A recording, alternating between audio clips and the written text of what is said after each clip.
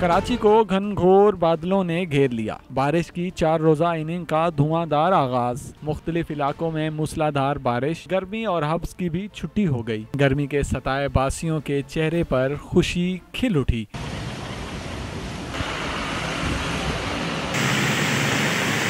शहरी इस मौसम में लजीज मजेदार चटपटे समोसे पकोड़े नोश करने पहुंच गए। बादल बरसने का सिलसिला 14 अगस्त तक जारी रह सकता है।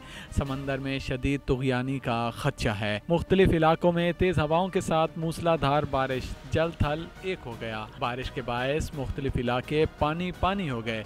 सड़कें तालाब का मंजर पेश करने लगी। ट्रैफिक की रवानी शदीद मुतासिर। अवाम को शदीद मुश्किलात का सामना है।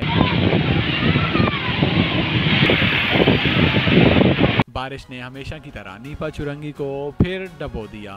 शहर कायद में हमेशा की तरह इस बार भी बिजली का सिस्टम फेल हो गया। बारिश की पहली बूंद के साथ ही एक एक करके फीडर ट्रिप होना शुरू। शहर का बड़ा हिस्सा बिजली से महरूम हो गया। सबसे ज्यादा बारिश कायदाबाद में 32 मिलीमीटर रिकॉर्ड की गई। सुरजानी टाउन और फैसल बेस में 26 मिलीमीटर पानी बरसा, जबकि गुलशन हदीद में सबसे कम 4 मिलीमीटर बारिश रिकॉर्ड की गई। महकमे मौसमियात के मुताबिक शहर में बारिशों का सिलसिला 14 अगस्त तक जारी रह सकता है, जिस दौरान समंदर में शदीद तुगयानी हो सकती है। क्या आपके ख्याल में सिंध हुकूमत अपनी जिम्मेदारी ठीक अंदाज में निभा रही है? कमेंट में बताएं।